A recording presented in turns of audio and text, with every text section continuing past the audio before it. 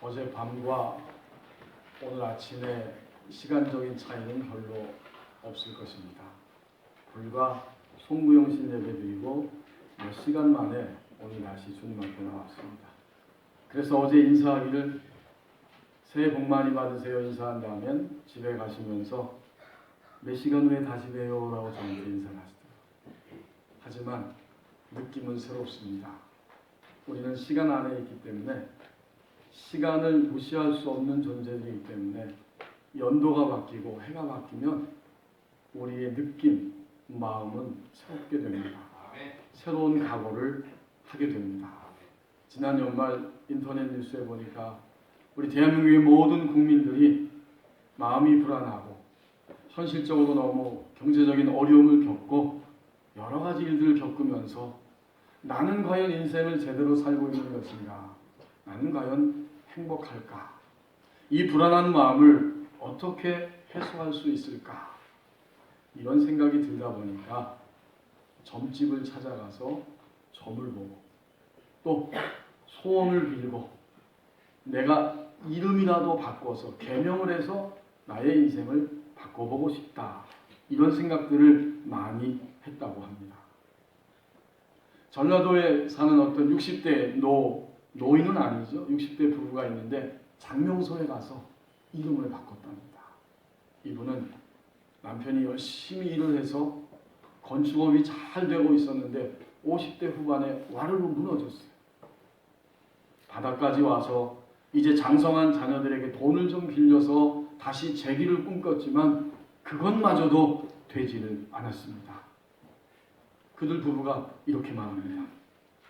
사회적 여건과 타고난 사주를 바꿀 수는 없을지라도 내가 이름 운에라도 기대어서 이름 운에 기대고 싶어서 개명을 했습니다. 인터넷 뉴스에 그대로 나오는 이야기예요. 대전에서는 아주 용하다고 하는 그런 점집이 하나 있는데 예약제가 아니면 점을 볼 수 없다는 거예요. 수많은 사람들이 예약을 하고 또 무작정 달려가서 누군가 예약 손님이 혹시나 오지 않으면 내가 대신 점을 보겠다 이러면서 기다리고 있는 사람들도 많다고 합니다. 우리 젊은이들, 우리 교회 젊은이들은 그런 친구들 없겠죠. 저쪽 충남 지역에 가면 그 타로 카드로 점을 치는 그 집이 있는데 젊은이들은 자신들의 미래에 대해서 궁금하기 때문에 그 점집에 타로 카드로 점을 치는 집에 가서 또 수많은 젊은이들이 줄을 서서 기다리고 있다고 합니다. 그러고 보면 우리 법원리에도 타로 카드 집이 있어요. 그렇죠? 제가 위치가 확실하지 않은데 여기서 율곡고등학교 쪽으로 더 전인지 후인지 그 타로 시크릿이라고 하는 간판을 봤습니다. 새해가 돼서 다시 한번 말씀드립니다. 우리 젊은이들도 우리 학생들도 우리 성도님들도 어떤 호기심이 있을지라도 절대로 점을 보면 안 됩니다. 점을 보는 순간 하나님 외에 다른 세력들에게 신비를 구하고 길을 인도받으려고 하는 거기 때문에 그것은 전적으로 악한 영이 침투할 수 있는 문을 활짝 열어놓는 거예요. 절대로 그런 일을 해서는 안 됩니다. 서울대 심리학과 교수인 곽금주 교수라고 하는 분이 이런 사회 현상에 대해서 두 가지로 진단을 내렸다고 합니다. 원인과 결과가 마저 떨어지면 안심할 수 있는데 나의 힘이 아니라 외적인 조건에 의해서 원인과 결과가 달라지기 때문에 도저히 견뎌하지 못하고 불안감에 사로잡히게 된다.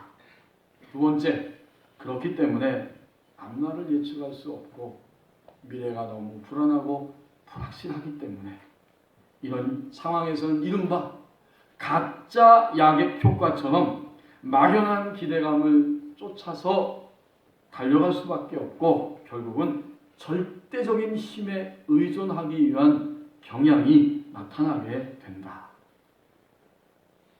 하나님이 우리에게 주신 오늘 1절 말씀을 보십시오. 1절 상반절을 보십시오. 나를 인도하는 분이 있습니다. 그가 나를 데리고 성전문에 이르시니.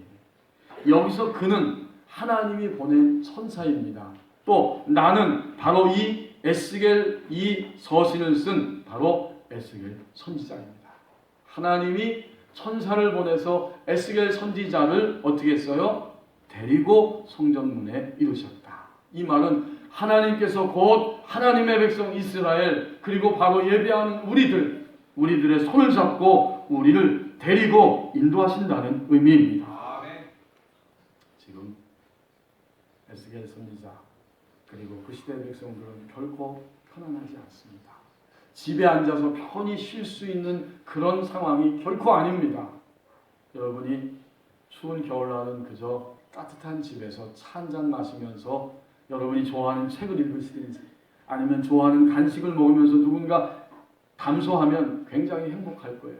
하지만 오늘 에스겔 47장에 나온 이 상황은 그런 상황이 아니에요. 집에 있지 못하고 강대국 바벨론에 포로 생활하면서 거기에 사로잡혀서 제한된 자유만을 가지고 끊임없이 압박과 고통을 받는 그런 시간의 연속입니다. 하나님이 에스겔 선지자를 통해서 하나님의 계획을 보여주실 때가 언제인지 우리는 확인해야 되는데 40장 1절 말씀에 보면 나옵니다. 여러분 앞으로 한 서너 장 넘기시면 에스겔 40장 1절 말씀 있죠? 제가 읽겠습니다. 에스겔 40장 1절에 보니까 이렇게 말씀하고 있어요. 우리가 사로잡힌 지 25째 해 성이 함락된 후 14째 해 첫째 달 10째 날에 곧 그날에 여호와의 권능이 내게 임하여 나를 데리고 이스라엘 땅으로 가시되. 그렇군요. 고향 땅 이스라엘에서 바벨론으로 사로잡혀 온 지가 몇 년이 되었어요? 포로 생활한 지 25째 해 25년입니다.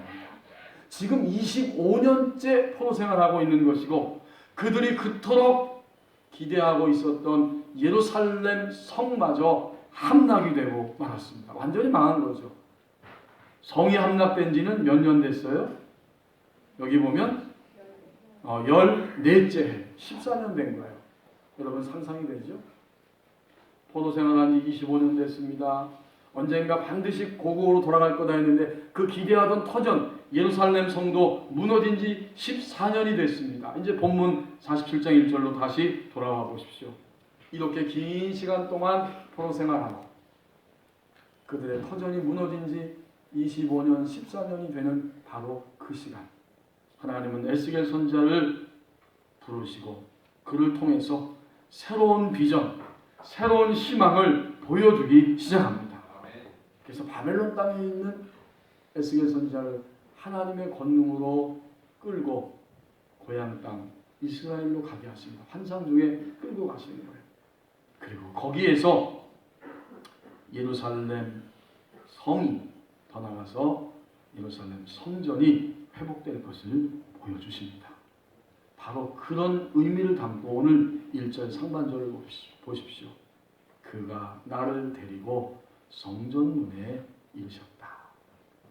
다 바벨론 땅에 있는데 에스겔 선지자를 환상 가운데 하나님의 능력으로 끌고 가셔서 회복될 미래의 성전을 하나님이 보여주시는 겁니다. 2017년 한 해가 시작됐습니다. 우리나라가 어수선하고 고통스럽고 우리의 삶에 아직까지 여러 가지 일들이 있고 또는 걱정되는 불투명한 현실이 있을지라도 오늘 분명히 말씀하십니다. 나를 인도하는 분이 있습니다. 이제 1절 하반절을 보십시오. 우리의 예상을 뛰어넘어 역사하십니다. 1절 하반절에 보니까 성전문에 이르렀는데 에스겔을 데리고 성전문에서 딱 도착해서 보니까 성전의 앞면이 동쪽을 향하였는데 그 문지방 밑에서 물이 나와 동쪽으로 흐르다가 성전 오른쪽 제단 남쪽으로 흘러내리더라.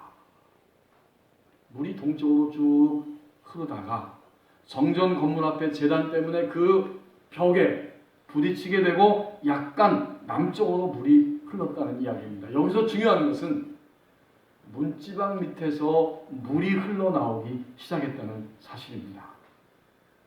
갑자기 성전문에 이르렀는데 성전문 안에서부터 물이 계속 흘러나오는 거예요. 그리고 에스겔이 눈으로 보니까 그 물이 드디어 문지방 밑으로 흘러나오고 있어요. 이건 어디서 흘러나왔을까요? 분명히 성전 안 가장 깊숙한 곳, 하나님이 임재해 계시는 지성소이고 하나님이 그 물을 흘러 보내신 겁니다. 이 물은 생명의 물입니다. 물이 없이는 생존할 수 없는 거예요. 그러니까 하나님이 물을 흘러 보내셨다는 사실은 하나님이 지금 에스겔 선지자에게 내가 바로 너희를 살리는 생명이라고 하는 사실을 보여주시는 것이고, 그것을 통해서 하나님은 우리를 인도하시되 살 길로, 생명의 길로 인도하시는 분이라는 사실을 분명하게 보여주십니다. 여러분, 에스겔이 성전 문에 있는데 갑자기 물이 흘러나오리라는 것은 예상할 수 없는 거예요. 만약 여러분이 사시는 집에서, 아파트나 다세대나 여러분이 사시는 집이 있는데 거기서 물이 막 콸콸콸 쏟아지기 시작합니다. 이건 뭐예요? 이건 어딘가 분명히 하자가 있고 문제가 생긴 거예요. 그렇게 생각할 수밖에 없어요. 전혀 예측할 수 없는 거예요. 그런데 하나님의 성전에서, 완성된 성전 안에서 물이 계속해서 흘러나오기 시작합니다. 이제 에스겔은 분명히 깨달았어요.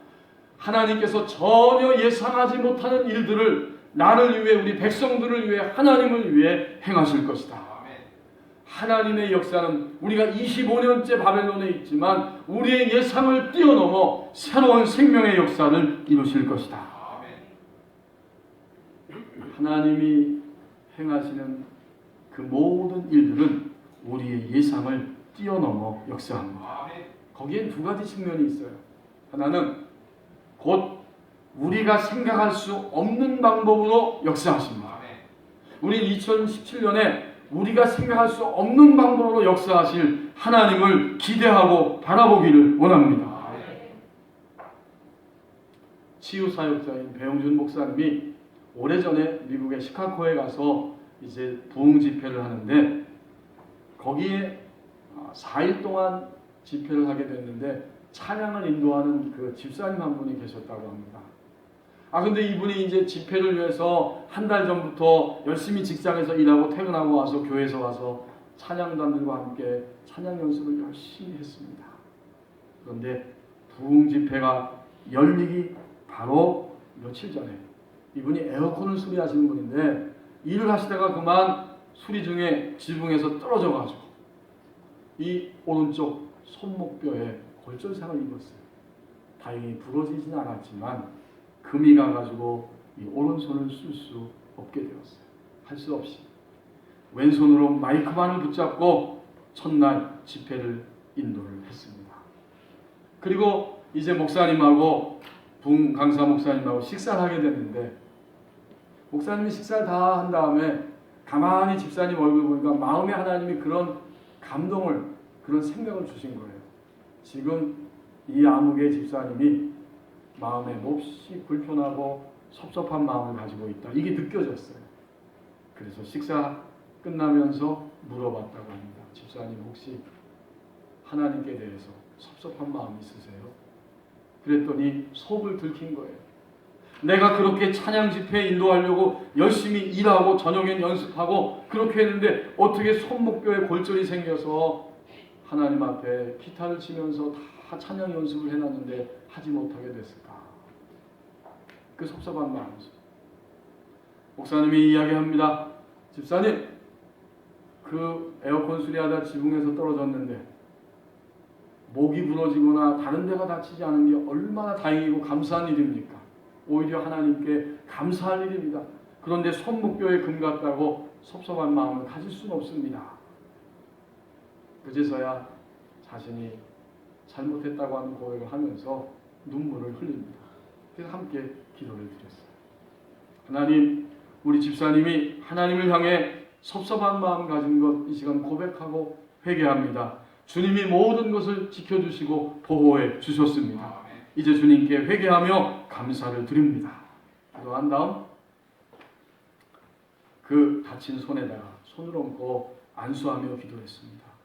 하나님, 뼈를 회복시켜 주실 것을 인하여 감사드리고 오늘 지나고 이제 내일 저녁 집회부터는 기타를 치면서 찬양을 인도할 것을 기대하며 감사를 드립니다 하고 기도가 끝났습니다.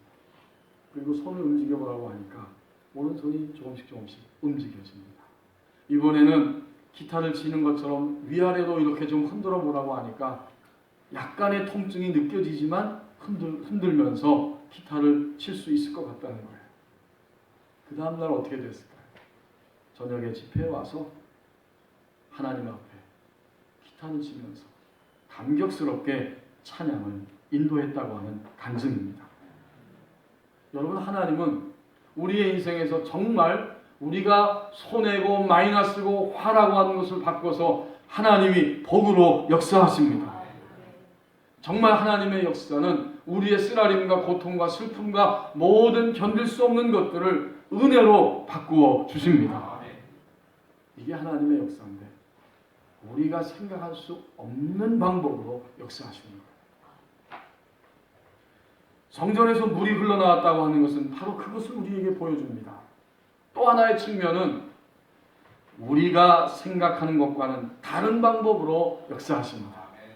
우린 이 두 가지를 항상 기억해야 돼요. 제가 고향교회에 있을 때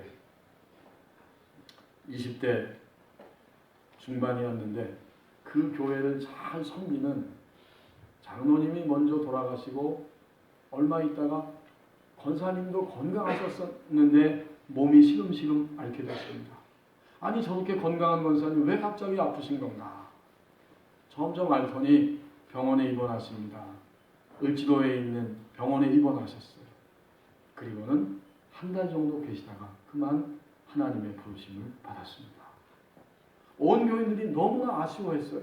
저 권사님은 더 사셔서 더 섬겨야 하고 더 하나님의 역사를 이루셔야 할 권사님인데 왜 그렇게 일찍 데려가셨는가? 이제 하나님의 부르심을 받았을 때 그 교회 담임 목사님이 멀리 계셔서 부목사님이 와서 예배를 인도하시면서 그런 설교하는 것이 기억납니다. 우리는 오늘 너무 슬프고 너무 답답하고 안타깝습니다. 우리 생각에는 이 권사님이 건강하시기 때문에 할 일이 많기 때문에 더 오래 사셔야 하는 것이 마땅하지만 하나님께서는 하나님의 깊은 뜻 가운데 권사님이 사명을 다했고 할 일을 다 하셨기 때문에 하나님의 품에 안으셨습니다. 이렇게 설교하는 것이 지금도 생생합니다. 마치 우리 법원리 교회 정예순 권사님 돌아가셨을 때랑 똑같은 거예요. 우리 모두가 다 충격받고 아쉬워했어요. 그런데 그것이 바로 하나님의 방법입니다. 여러분, 성전에서 물이 흘러나오는 것은 전혀 예상하지 못했는데 하나님이 생명의 역사를 이렇게 이루신다는 사실을 에스겔 선지자는 거기서 바라보기 시작했어요. 2017년 한 해 하나님께서는 우리를 살리기 위해 물을 흘러보내시면서 생명의 역사를 이루어 가십니다. 어떻게 해요? 우리가 전혀 예측하지 못한 그러한 생각하지 못한 방법으로 또 우리가 생각한 것과는 전혀 다른 방법으로 하나님은 우리 가운데 역사해 주십니다.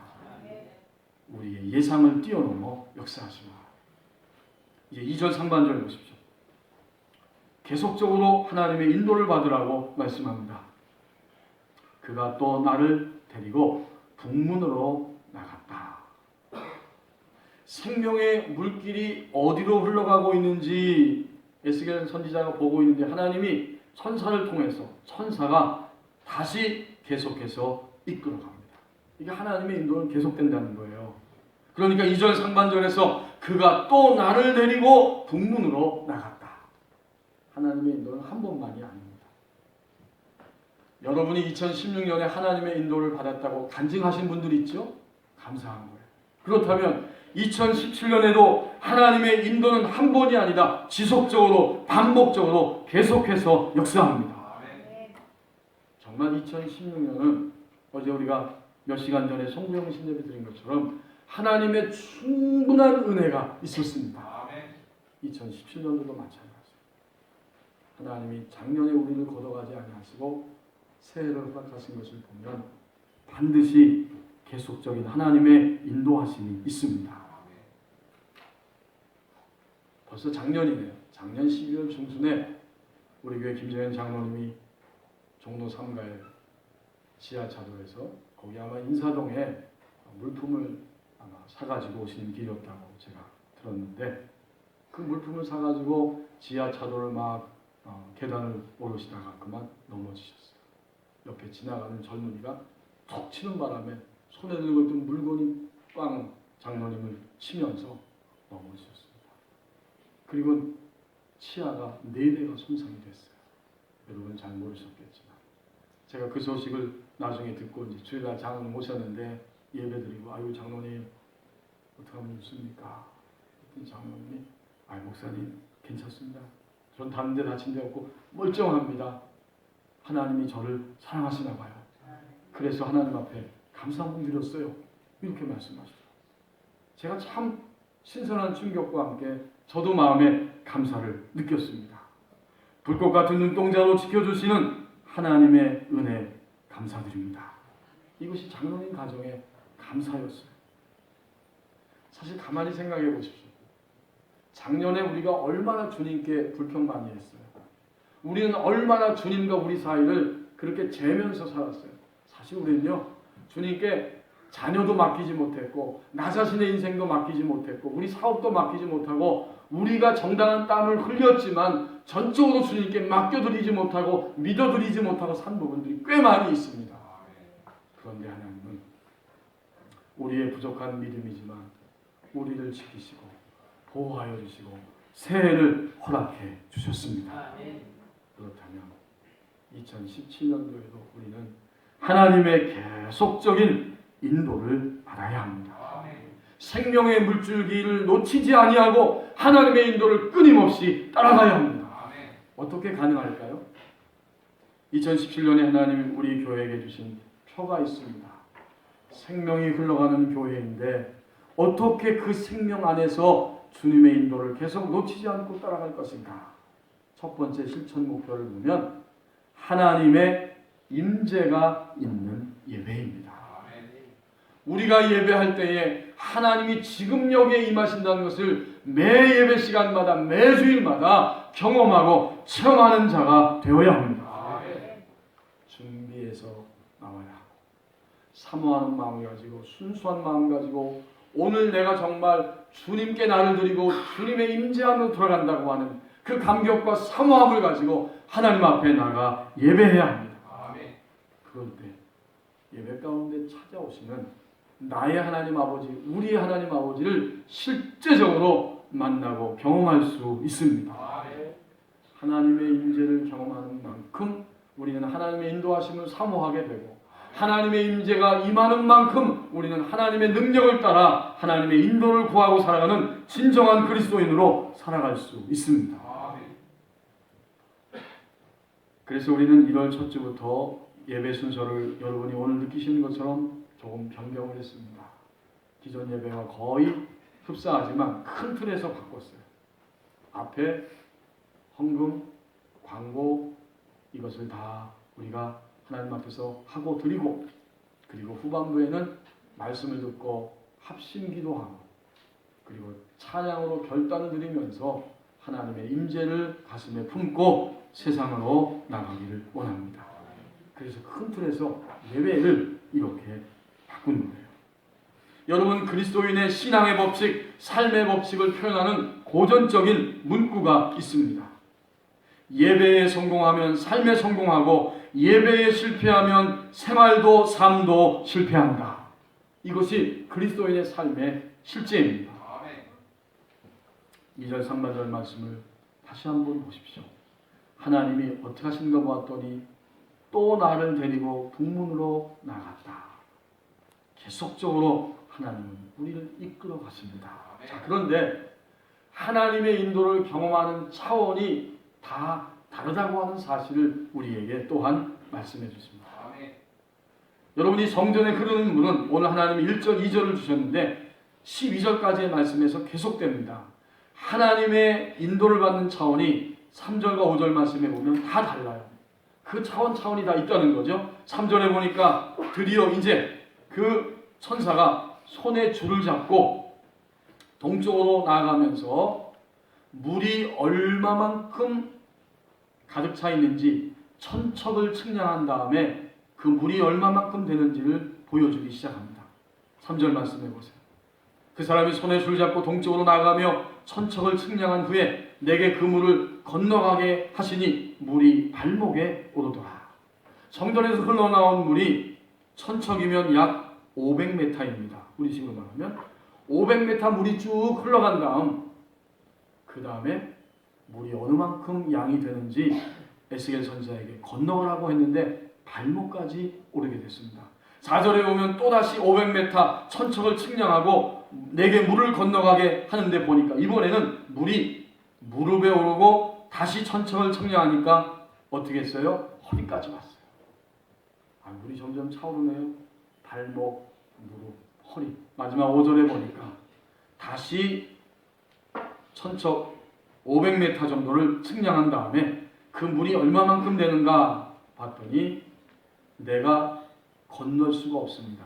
물이 너무 가득 차 있기 때문에 헤엄을 쳐야만 건너갈 수 있는 그런 강물이 되었습니다. 여러분, 우리가 하나님의 인도함을 받고 사는 삶도 이렇게 차원이 있다는 겁니다. 하나님의 임재를 경험하고 체험하는 만큼 그의 인생 가운데에서 하나님의 인도함을 받는데 발목 인도, 무릎과 허리 인도, 그리고 헤엄을 쳐야만 하는 그 풍성한 하나님의 인도를 따라 살아가게 됩니다. 이제 우리가 흔히 하는 말처럼 열리를 제쳐놓고 2017년에는 하나님의 인도를 구하고 그 인도를 갈망하고 계속적으로 인도를 받는 한 해가 되어야 합니다. 이제 마지막 2절 하반절 말씀을 보십시오. 내 안에 흐르는 생명수로 한 사람씩 살리라고 말씀합니다. 이제 성전 구역에서만 흐르던 물이요, 점점 2절 하반절에 보면 바깥길로 꺾여서 동쪽으로 흐르다가 성전 오른쪽 제단 남쪽으로 흘렀다. 이 말은 물길이 성전 구역 안에만 있었는데 이제는 성전 구역을 넘어서서 외부로 바깥으로 흘러간다는 말씀입니다. 우리가 아까 좀 전에 3절에서 봤잖아요. 바깥으로 물이 계속해서 흘러가고 있습니다. 우리는 하나님이 거하시는 성전입니다. 저와 여러분 안에는 하나님의 생명이 있습니다. 우리 안에 있는 생명, 이것이 어떻게 되어야 될까요? 이제는 나를 통해서 끊임없이 흘러나가므로 나를 보고 사람들이 나로 인하여서 생명의 향기를 느끼고 그것을 통해서 주님 앞에 돌아오는 역사가 있어야 합니다. 여러분, 생명은 전하면 전할수록 풍성해지고요, 전하면 전할수록 깊어지고 새로워집니다. 우리 교회 실천 목표가 그래서 두 번째가 그겁니다. 말씀을 통한 삶의 나눔입니다. 우리 안에 있는 생명을 나눠야 돼요. 나눌 때에 그 생명이 풍성해지고 깊어집니다. 한 3주 전에 우리 식당에서 새신자 모임이 있었습니다. 막 주변이 좀 소란스러워서 염려도 됐지만 그 모임 속에서 서로 삶을 말씀을 통해 나눕니다. 기도 제목을 나누고요, 강단을 통해서 주신 말씀이 무슨 의미인지 서로 주고받을 때 그 안에서 하나님의 생명이 흘러가는데 내가 의심했던 부분, 몰랐던 부분들이 깨달아지게 되고 하나님께서 우리 안에 어떻게 간섭하고 계시고 기도에 응답하고 계셨는지를 서로 나누면서 서로 격려받고 힘을 얻는 시간이었다고 고백합니다. 나누지 않는 생명은 퇴보되고 정체됩니다. 내 안에 아무리 주님 만난 경험이 있고 감격이 있다고 해도 나누지 않으면 그 생명은 제한되고 퇴보됩니다. 거기까지예요. 그러나 내 안에 있는 생명을 자꾸 나누면 끝이 없습니다. 오늘 본문 말씀이 거예요. 흘러가고 계속해서 흘러가면서 하나님의 풍성한 생명이 역사합니다. 요즘 우리 대한민국 보세요. 우리 대한민국의 고통은 바로 이것 때문입니다. 생명을 나누지 않고 엉뚱한 것을 나누다 보니까 이렇게 고통스럽게 됐어요. 욕망을 나누고요, 욕심을 나누고요, 특권의식을 나누고 뇌물을 나누고 다른 것들을 나누다 보니까 썩고 썩어서 이렇게 고통스러운 현실이 찾아오게 되었습니다. 그리스도인들이 함께 모여서 생명을 나누지 않으면 그 만남과 모임은 서로를 이용하고 억압하는 족쇄로 육신적인 차원으로 흘러가기가 쉽습니다. 어떤 친교 모임이든지 항상 삶을 나누되 말씀을 통해서 삶을 나눌 때에 거기에 바로 하나님의 풍성한 생명이 일어납니다. 믿음의 대선배 목사님이 과거에 저한테 이런 얘기 해주신 기억이 있습니다. 우리 대한민국은 짧은 시간에 많은 변화를 겪었기 때문에 우리나라 사람들은 과정을 무시하고 결과만을 중시하는 경향이 있다. 그러나 아무리 큰 대나무라고 해도 결국 한 마리씩 자라서 그 자리에 이른 것이다. 하나님 나라도 이와 같다. 우리가 하나님을 믿는 생명은요, 굉장히 정확합니다. 하나님의 생명이 채워진 만큼만 드러나게 되어 있어요. 예를 들어서 여러분이 지금 마음에 시기심이 싹 들어왔다고 생각해 보십시오. 그것은 생명이 아니에요. 육신이죠. 그런데 하나님의 생명이 채워지면 이것이 시기심입니다라는 것을 알고 내가 이 시기심을 즉시로 던져버립니다. 이렇게 고백하고 끊어낼 수 있습니다. 그러면 그 생명은 시기심을 이긴 생명이에요.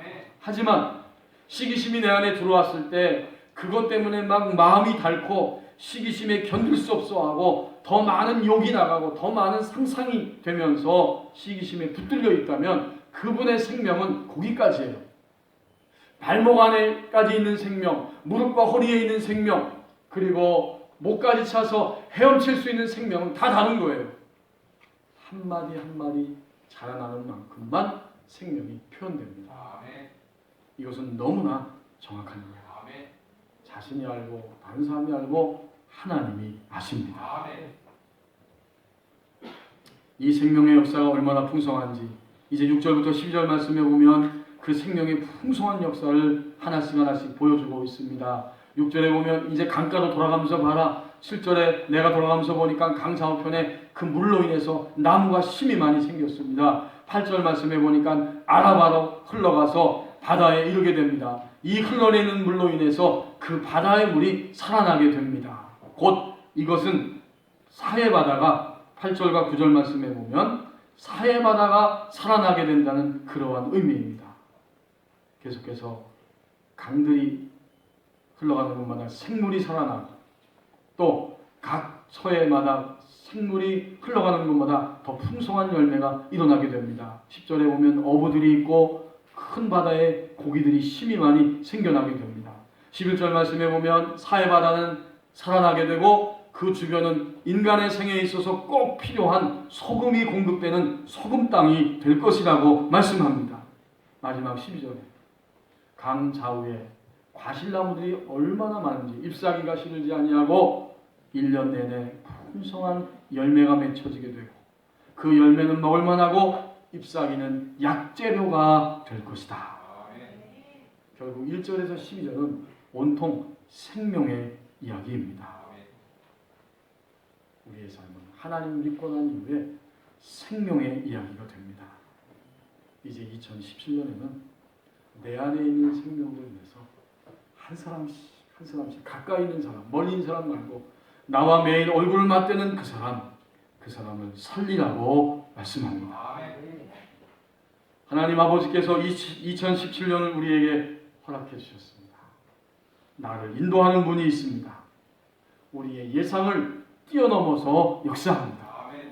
계속해서 하나님의 인도함을 받으라고 말씀합니다. 내 안에 흐르는 생명으로 한 사람씩 살리라고 말씀합니다. 이것이 2017년 새해 생명이 흘러가기 위해 우리에게 주시는 말씀입니다.